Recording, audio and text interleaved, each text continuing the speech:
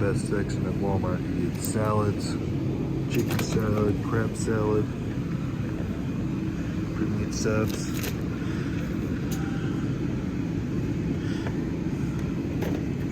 They're pretty cheap, like $3 for every sandwich.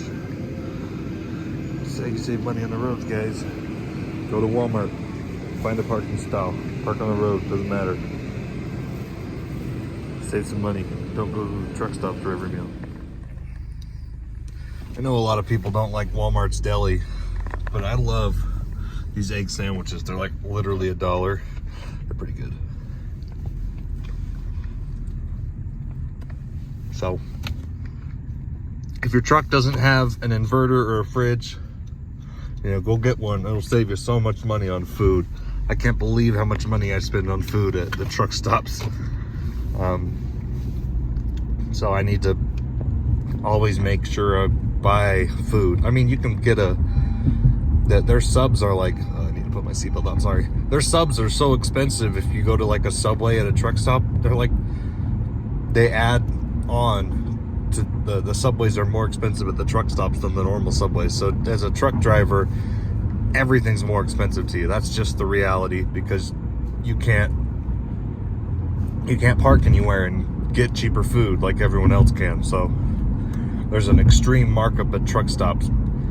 So yeah, go save some money, go get some sandwiches.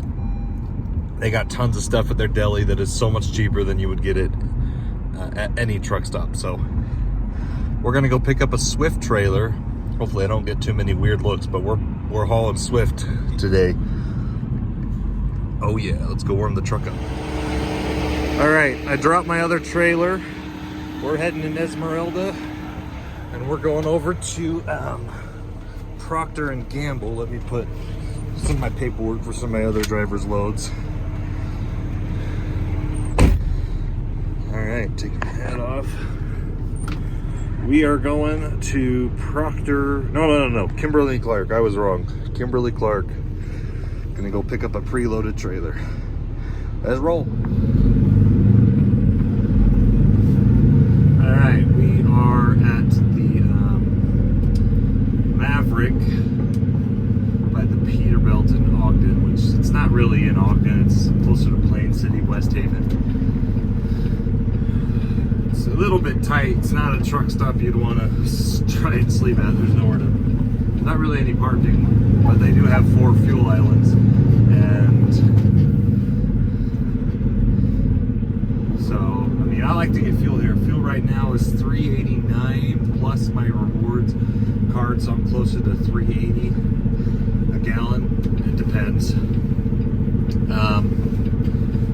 But yeah, Maverick's pretty nice. If you're on the West Coast, they're almost always 60 cents cheaper than Pilot or Love's.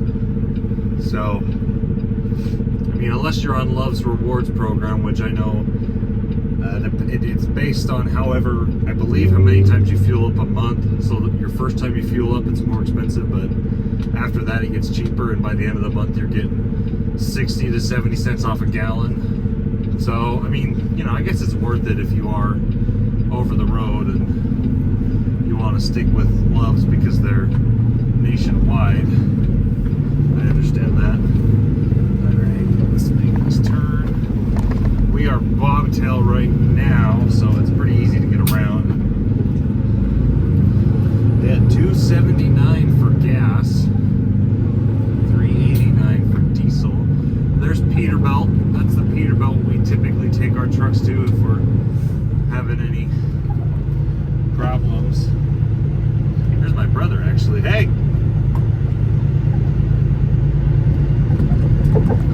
I don't know if he saw me or not. Oh no, he did see me. Okay, good. Yeah, that was my brother, Caden. He does the shop, so he was going to get parts for one of our trucks. He directs the shops and the mechanics, and I direct the drivers. So it works out pretty good. But yeah, it was funny. I didn't know he was there. So we're going down 1900 right now. This road is basically the it's basically the dividing road between Ogden and Plain City and West Haven. that's the freeway just off to the right. You can't see the cars because there's the sound wall, whatever they call it. Help keep all the noise out so it's nice and quiet over here. I could have gotten on the freeway, but I wanted to go and wipe my windows down in Maverick because my windows are pretty dirty. So we're going to Kimberly Clark to pick up some, I believe it's tissue paper or toilet paper. Not quite sure. Actually, no, never mind. Kimberly Clark does diapers. Yeah, they do diapers. Okay. That sounds about right. I've done this Swift load before, but I didn't really video it. So we're picking up a preloaded Swift trailer, and you know, I don't want to get too many funny looks, because obviously Swift is known for having new drivers and hitting people, and I don't want to be too mean against them, but the only 2 times I've ever been hit at a truck stop, it was by Swift drivers, so, you know. Yeah. But, anyways, life is good. They actually pay pretty good when they broker out their loads. They pay about $2.50, well, depending on the route. They pay between $2 and $4 a mile. And so this load we've got, it's going up to Boise and Nampa, Idaho, and it pays $900. So that's $3 a mile, but it is only 350 miles. So that's just shy. That's just shy of $3 a mile, and I'm using Swift's trailers, and it's already loaded, so I don't have to, you know, wait to get loaded at the shipper. So that is good. That actually is really good. I would take that load, and then I'm going to obviously use it to get a load home from one of my dedicated accounts. Yeah, so Swift is pretty easy going. I mean, I am going to have to drive about 150 miles deadhead to get my load that I want coming home. But, you know, I told the Swift guy, and he's like, I don't even care how far you take it. Drive it to frickin' the coast and back for all I care. And I'm like, great, bro. You said it, not me. So here's the freeway entrance. We're going to be getting on here in a minute.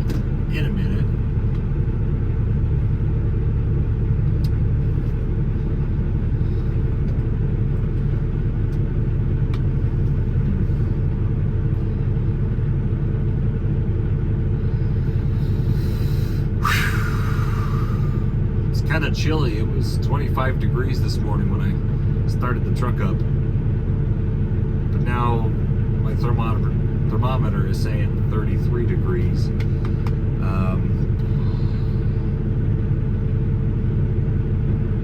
Yeah.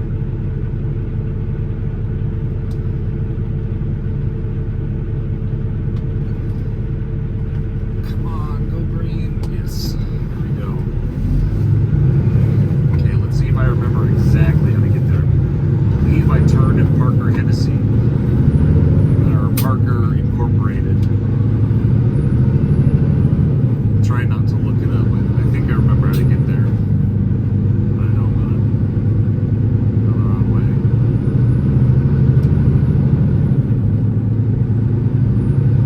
I've been to that Arby's and McDonald's several times, and that Maverick's taken over the world.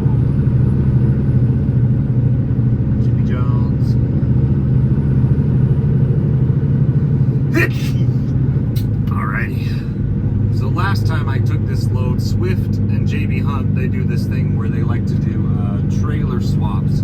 So a lot of their loads, that if you take them, if you do their power only loads, then they'll have the preloaded trailer there, but lots of times they want you to bring an empty trailer to the place that you're picking up so that they always have an empty trailer to load. But last time when I did this load, I think it was a month ago, not quite, 3 weeks ago. How long ago was it that I did this load? Last time I did this load, I had had to drive like all the way to the Walmart distribution center in Corinne, 30 miles away, and I forget, this is a four-way intersection. It's just California rolling. Last time I had to bring an empty trailer here first, which added 60 miles to my trip, which was not fun.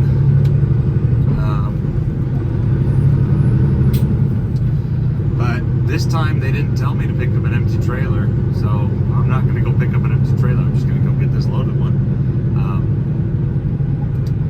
And actually, last time I was here and I brought an empty trailer, the Kimberly Clark reception lady said, "Hey, we're full on Swift trailers, don't bring any more." And I'm like, I'm leaving this trailer here.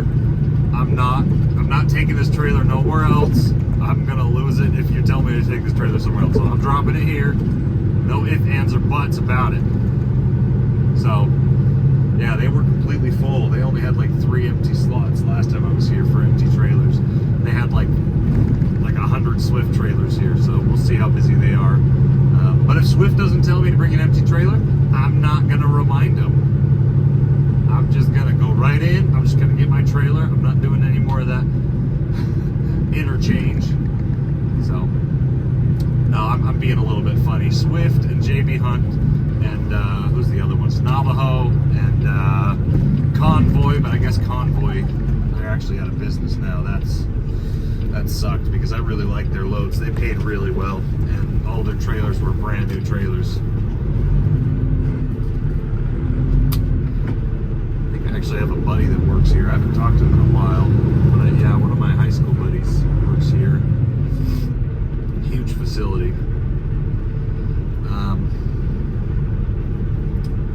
Nice.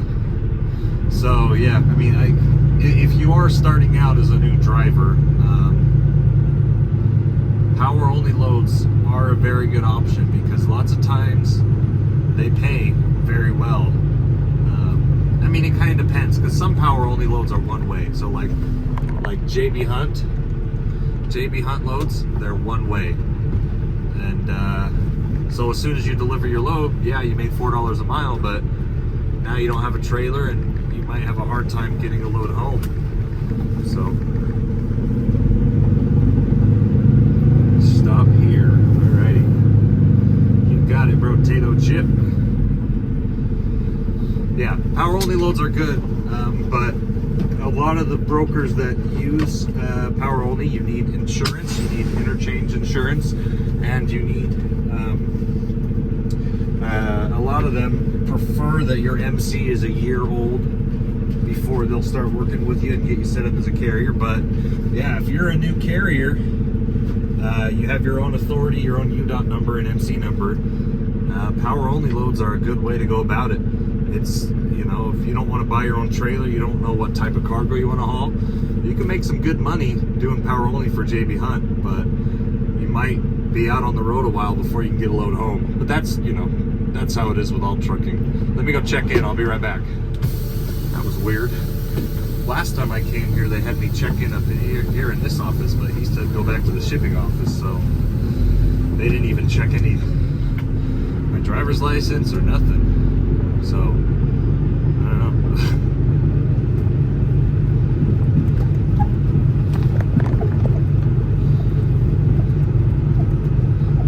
Bouncy, bouncy, bouncy. Bouncy, bouncy. Speed limit is 15.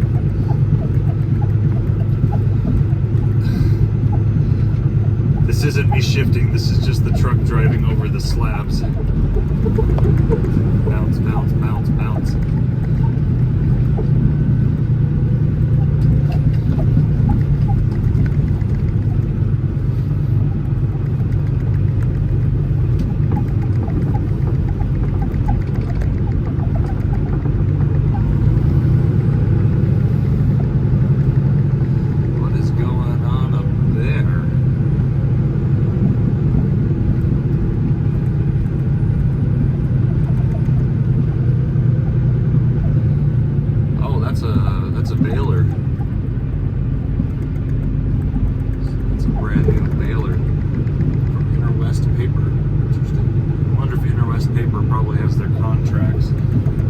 We used to do the recycling for Kimberly-Clark. They would bring us all of their plastic rolls and all of their cardboard and paper, but that was a while ago, so I don't know what they're doing now.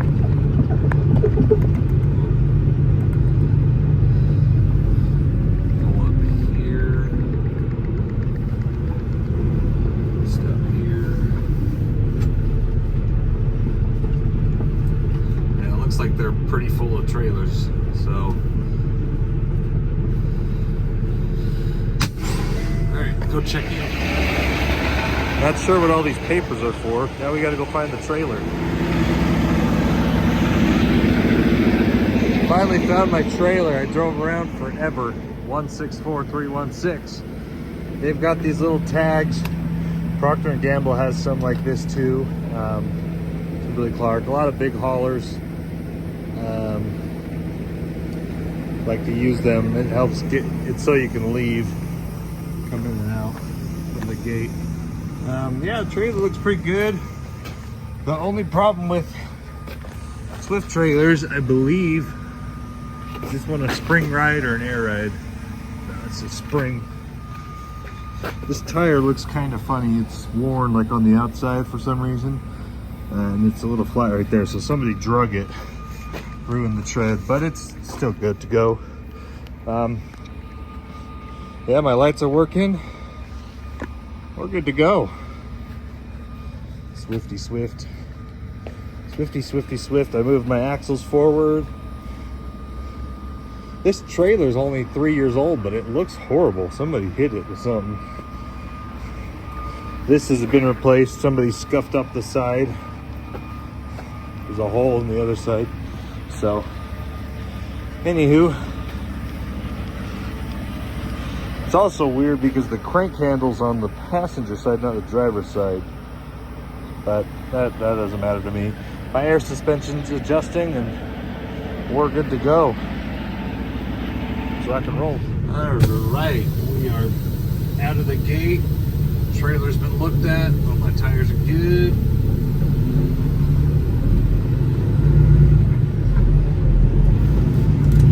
Windshield is clean. Feeling good. Oh, I probably need to start my logs. I haven't actually logged it all. 27,000 pounds. Wow. It's actually pretty heavy. Throw this over there.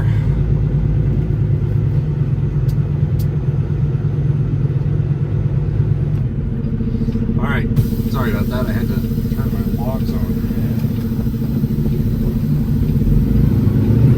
Now we're really going.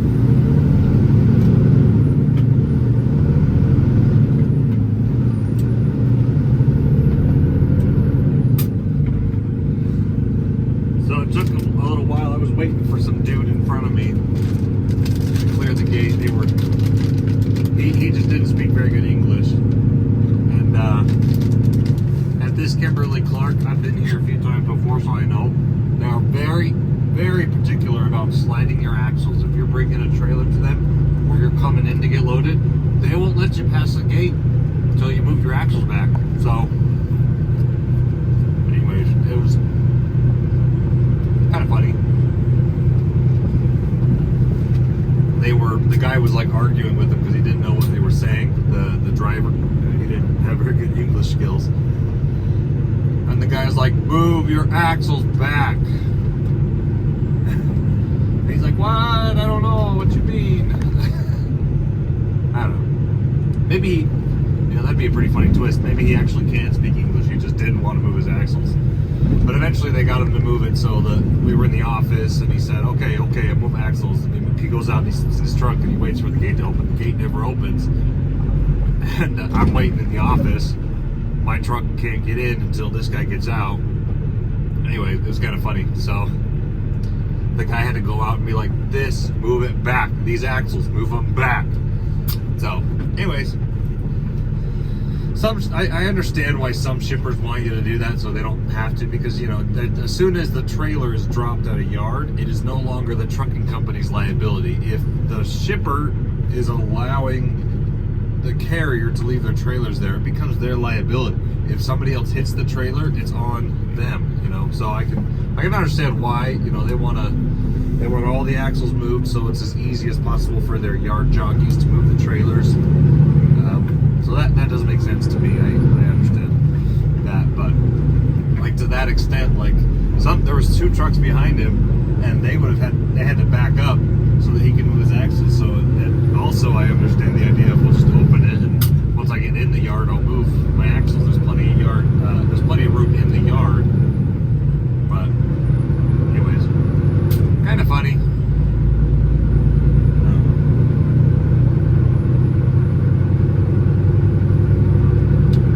So we're nice and light. The trailer's good. My logs are on.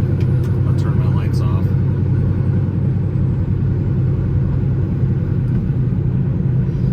Yeah, what I was saying before, you know, if you're a new company, if you're a new owner-operator, you're a single man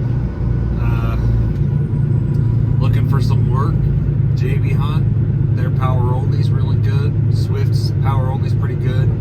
Swift doesn't have nearly as much as JB Hunt does, but that's because Swift also, they have their lease drivers and their W-2 drivers that they have to take care of before they can, you know, broker out their loads. So it's, I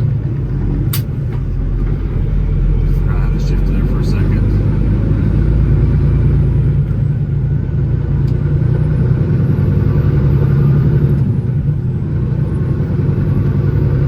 Not that I was grinding, I forgot what gear I was in when I was trying to turn.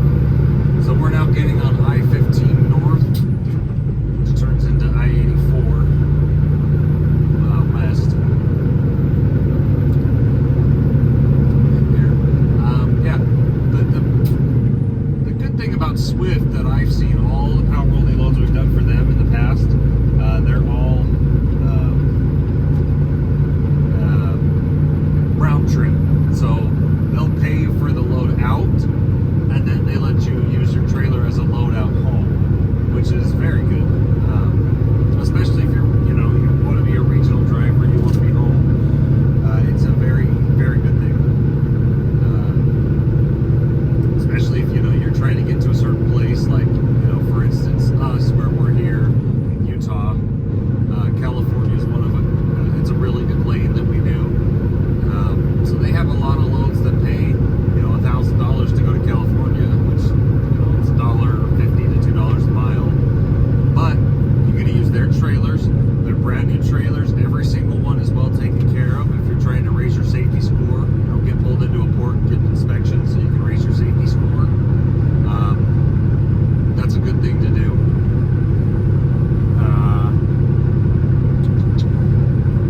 Yeah.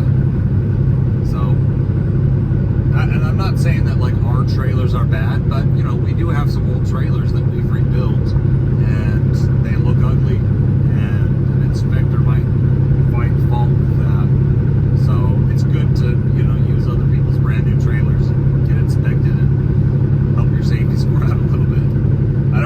We found out later, but last week I think was Blitz week for brakes nationwide, because we got pulled into the port 4 times and 2 level 1 inspections. The trailers and trucks passed. Our logs, they didn't get out of service, but they did get a mark. So yeah, it's kind of funny. We went like a whole year without getting any inspections, not getting pulled into the port at all with any of our trucks. And then out of nowhere, boom, all 4 of us get pulled into the port at once within 2 days. So that was kind of funny. Life's good though. We're doing all right.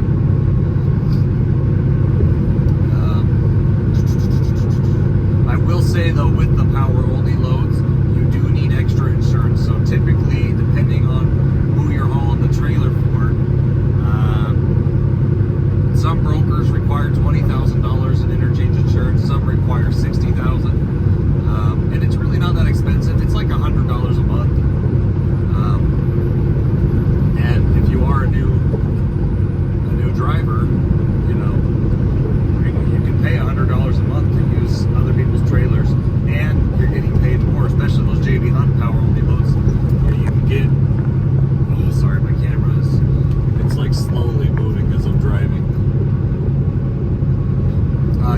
baby hunt loads, you're getting $3 to $4 a mile for some of them. And you're using their trailers, all brand new trailers, all DOT inspected. So it's a good way to go, like I said, but you're not, it's going to be hard to get a direct load home because they're one-way loads. You pick up a loaded trailer, you drop it at the shipper or the receiver, and then you're done. That's the end of the load, you know? So, it's like tilting while I'm driving. I don't know how I feel about that.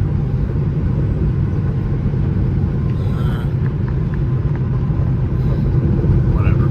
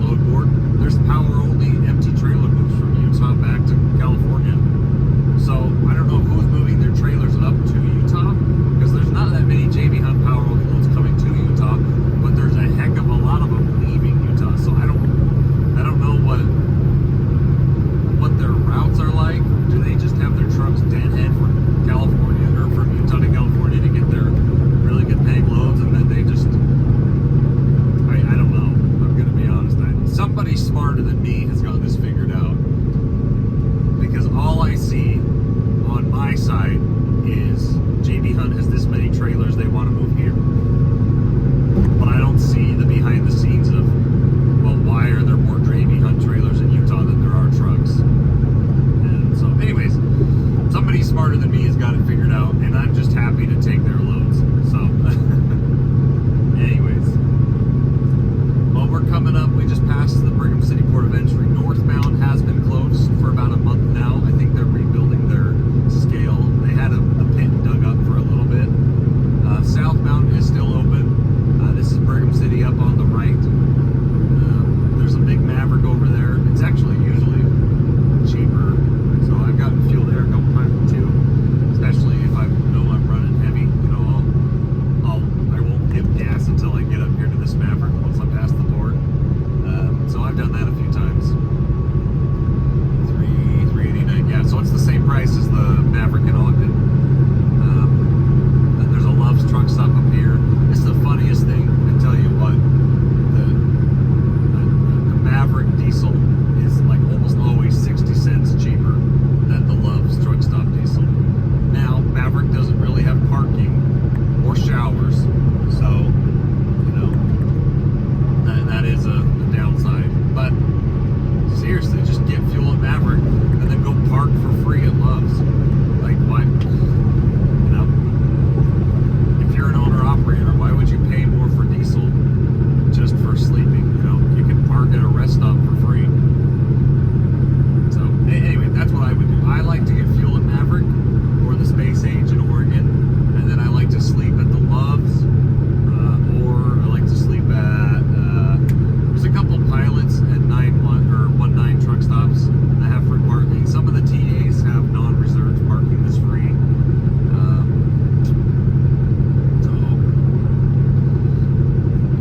don't know, it kind of just depends where I park, how tired I am, and how many hours I have left on my log. I'm gonna try and sleep at the On the Run tonight. I'll be there in about 6 hours. So I'm gonna get there and just hang out and chill. I might watch a movie on my laptop, we'll see. But anyways, yeah, so let's see what that is. 439, is that what that says? Yeah, 439. Okay, so that's 50 cents more per gallon than Maverick is.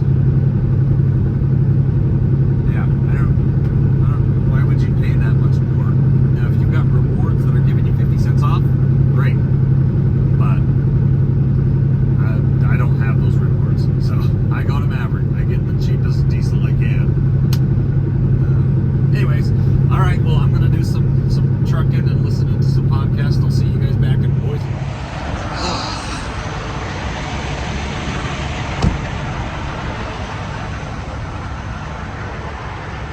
Swift. So we're here at the just south of Burley, Idaho, at the rest stop. It's snowing. I don't know if you can see. Can't really see on my screen, but it is starting to snow. Maybe if I look. Yeah, it doesn't look like that bad on the camera. Yeah, so we're here at this port of entry. Well, it used to be a port of entry, but now they're building two new ports of entry just a little north of here. This wheel is really rusted out, but anyways, there's this port of entry across the street, and then the one that's here. This one they ripped up last year, and now they've made it a rest stop. And that one, they have the bathroom building over there. The scale is still active, so I think you can weigh yourself out, but they haven't had it open in a while. And just probably 25 miles, not even that far, north of here, there's the Y junction to go, either to go east, you go to Pocatello and Idaho Falls, or if you turn left, you go west, you go to Twin Falls, and then eventually Boise. So they built a new port over there to get all the trucks coming west and going east. So that basically makes this port obsolete. So that's why they've been turning this one into a rest stop and that one as well. So anyways, had to go to the bathroom. It's starting to snow. It's still pretty warm. It's 35 degrees. So the roads aren't too icy, but it could get pretty cold. I don't know how it was snowing pretty hard over the pass. Not the pass, but you know, coming on the Utah border. So we'll see how bad the roads are.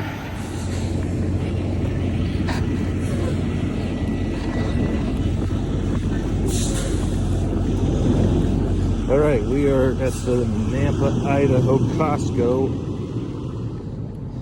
delivering our first load of diapers for Kimberly Clark. There's a car coming up.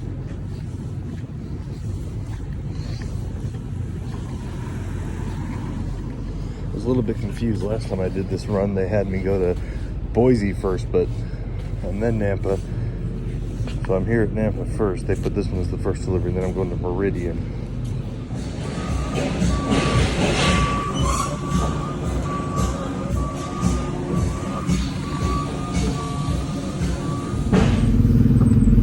All right. At the stop sign, turn right onto North Marketplace Boulevard, then keep left. I don't know if you can hear my GPS in the video.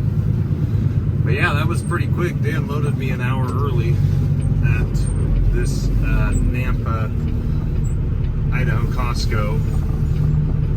I was really worried yesterday. I didn't end up doing it, but I was going to call Kimberly Clark just to make sure. At the light, turn right onto North Midland Boulevard.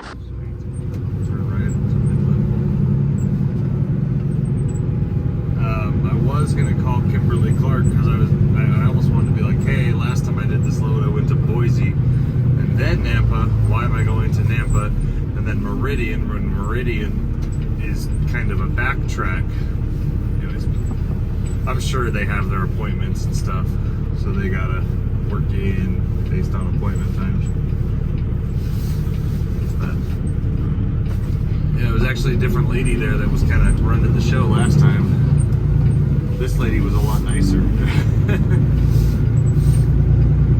1.3 miles, at the roundabout, take the second exit onto Midland Boulevard.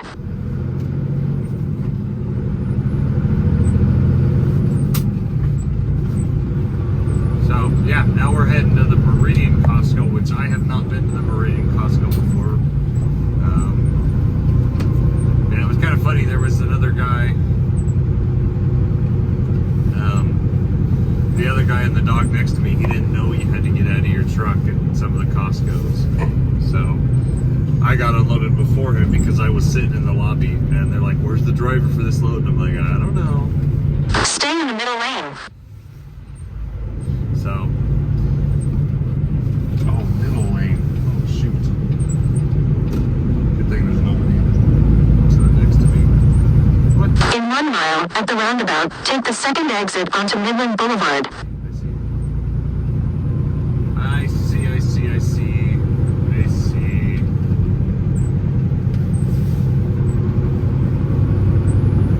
All right, so we're heading to Meridian. Wow, I'm here an hour and a half early, and they're gonna unload me at Meridian. So, Costco. I could not figure out how to get in this parking lot. I guess I was supposed to go around the back, but all these roads are so tight I had to back like 4 times just to get through this lane. Alrighty, let's back into the doors.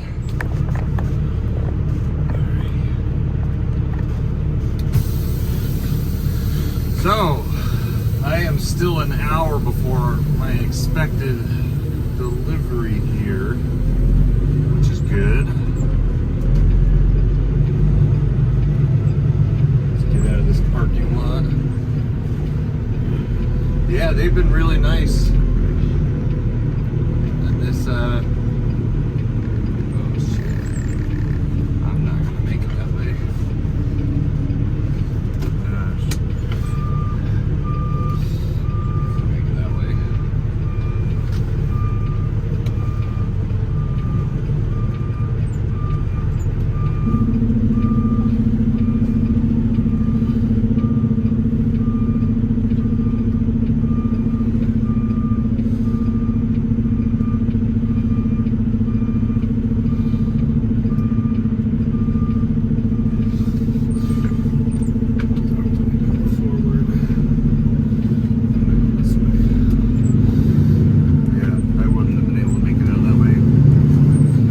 lady.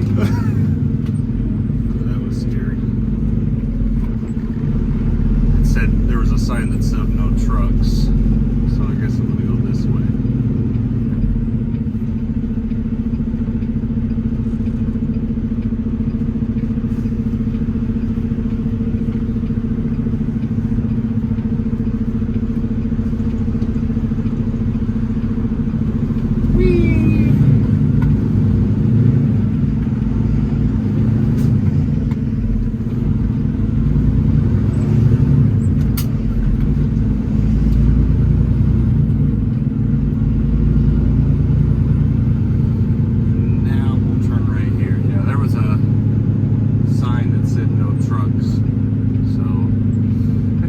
These Costco's make it very difficult to get in the parking lot. You just have to go around back typically. If they have a south entrance, that's typically the way to go. Let's go this way, 10 Mile Road. I believe this takes me all the way to I-84.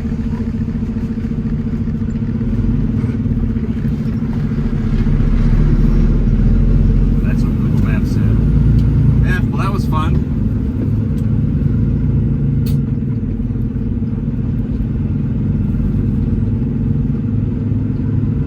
The lady was super nice. Apparently, at Nampa, they kept the wrong paperwork, so when I got here, she's like, do you have any more paperwork? Because this is the wrong paperwork. I was like, this is all the paperwork I still have. Nampa kept some. And, she's like, oh, well, I mean, I can look up the PO online. Hopefully all the pallets are there and they didn't change anything since the PO was issued. I'm like, well, I can call that. At first she was making me really sad, scared. Like, oh no, I don't have paperwork. You won't unload me. And then she's like, I'll figure it out. I was like, okay, thank you. And yeah, there was a Heartland Express driver sitting next to me, waiting to get unloaded too. He was kind of funny. He sure had a lot to say. I don't know. Nice old guy, but he had a lot to say, and I didn't say very much. But we were sitting there. Anyways, yeah. So we're empty now with our Swift trailer. We're gonna deadhead a little bit up to the border of Oregon into Ontario to get a load, and then I'm gonna head home.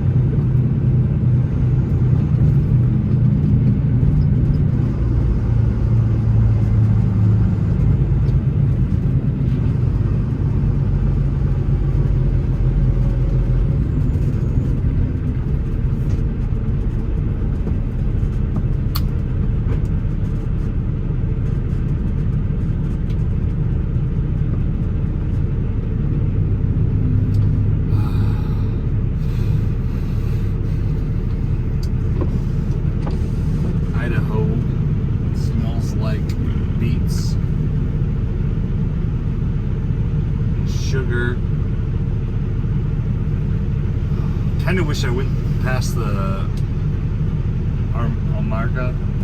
Armageddon. I don't remember what the name of it is, but it's like Armageddon sugar plant.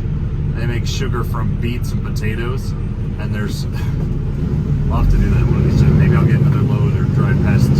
It's just off the freeway. You can see the giant sugar plant from the freeway. So maybe next time I drive past it, I'll have to record it. But yeah, there's this giant brick factory. It's a sugar plant. They've got like mounds and mounds of potatoes, and especially this time of year, from about August to now, they're just always hauling potatoes. They're harvesting all the potatoes and they're just dumping them on this concrete slab, and then they take them in to be processed into starch sugars and bag them up and sell them. And those loads actually pay pretty good. You can get a a sugar load out of there. They got a couple plants. They got one in Nassau, Ontario, Parma, Idaho, Nampa, Idaho. So yeah, there's a lot of places to get sugar. Yeah, Boise's a nice place to be. If you're in the western side of the country and you're near Boise, you can almost always find a load out of Boise. So, good place to be compared to other cities, especially for the size. You know, Boise isn't really that big of a city, but there's quite a bit of freight coming in and out of here. So, dry van freight, reefer freight, lots of food products, temperature control. So yeah, Idaho's a good place to be. Typically we drive through Idaho, just purely based on the routes that we have. Let me roll my windows up. Purely based on the routes we have, we don't usually stop in Idaho to get loaded or reloaded. But,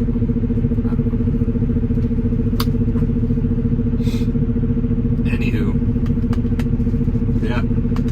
If you can get a load to Idaho, take it, because you can always get a $3 to $4 a mile load coming out of Idaho.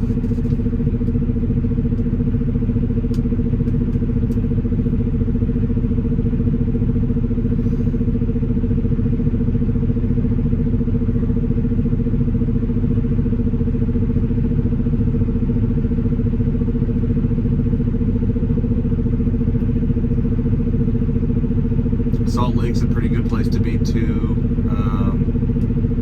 Phoenix is all right, but Phoenix typically, I view Phoenix from where we are as a gateway to get to LA. So you can get from Utah, you can get a decent paying load to Phoenix, whereas a similar load going to LA would pay only $1 a mile. You can get $2.50 a mile to go to Phoenix, and then you get a short load from Phoenix to LA, or even just drive empty to LA to get your good $4 a mile paying load out of LA.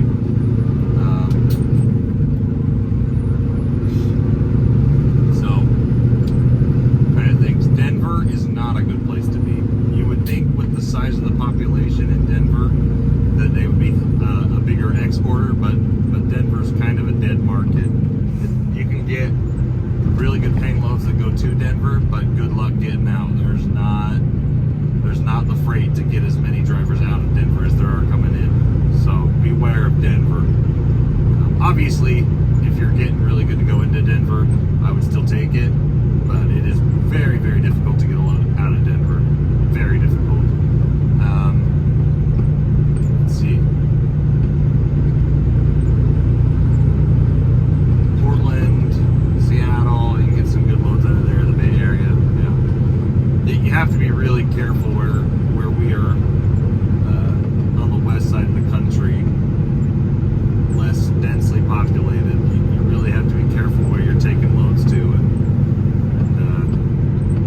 do a lot of trip planning. Don't just take a load out to the middle of nowhere, because you may be driving empty for a while to get home. Especially Montana. Billings, there's a little bit of stuff that comes out of Billings, Montana, but anywhere else, there's not a lot of dry van freight going in and out of Montana. So, what other states? Wyoming. Yeah, Wyoming's pretty empty, so you wouldn't want to be stuck there. At least get something near Cheyenne, because then if you're near Cheyenne, you can drive south to Denver. At that point, you might as well drive into Nebraska, because there's more stuff in Nebraska than Wyoming. So, don't really have much experience with the Dakotas, North and South Dakota. Sioux Falls, there's a lot of stuff coming out of Sioux Falls. It's kind of like Omaha, right on the border. Kansas City, decent amount of freight there. So,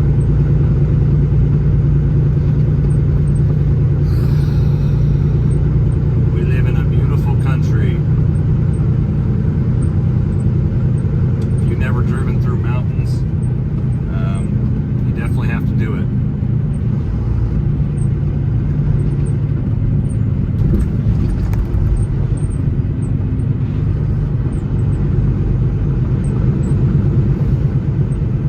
Take that load. Make sure you get paid enough, and make sure you can get a load home. But take that load. Go get a beautiful drive and see some pretty scenery. So we're coming up over the hill on I-84 now. Made it onto the freeway, and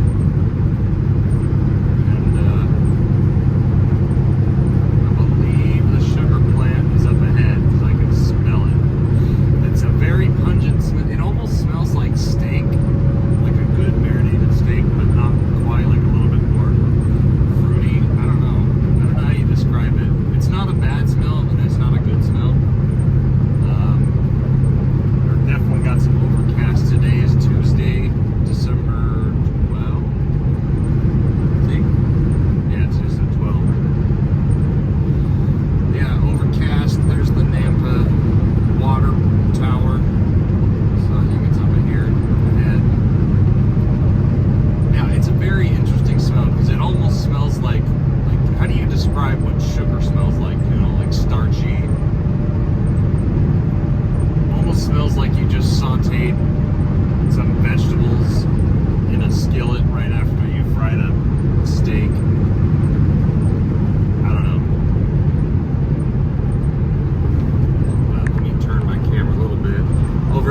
the sugar plant. I think. I believe.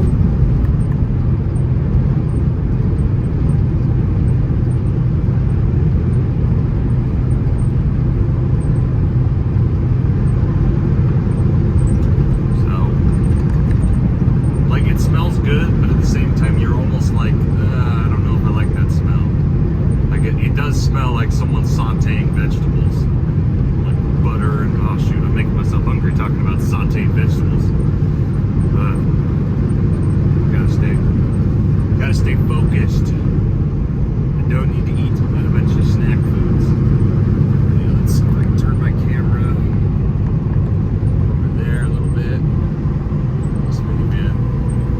Not sure what he wants to do, so I'm gonna give him some room.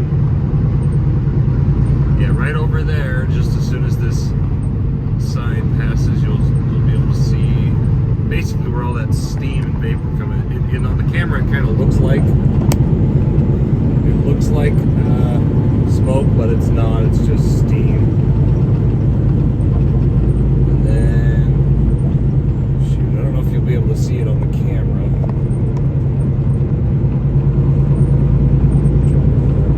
Right next to that big brick building is a giant pile. It looks like dirt from the freeway. Oh. It looks like dirt, but it's not. It's literally potatoes. Potatoes. It's just a giant pile of potatoes. Zoom out to the hood. So, yeah, now you've seen the potatoes. It's the weirdest, because I've driven down this freeway like hundreds of times, not hundreds of times,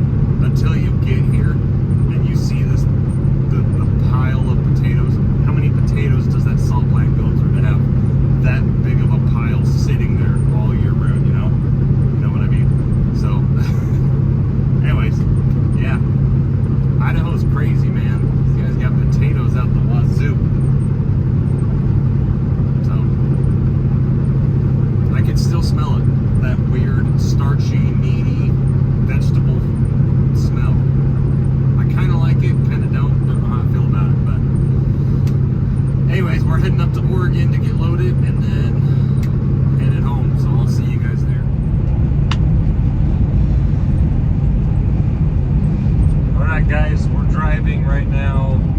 We just passed Twin Falls. I was on the auction again, unfortunately. I know my bank account doesn't like that. I came this close to getting 2 dry man trailers. I put the bid in, and I didn't end up winning them. But they were good. They were 2000. One was a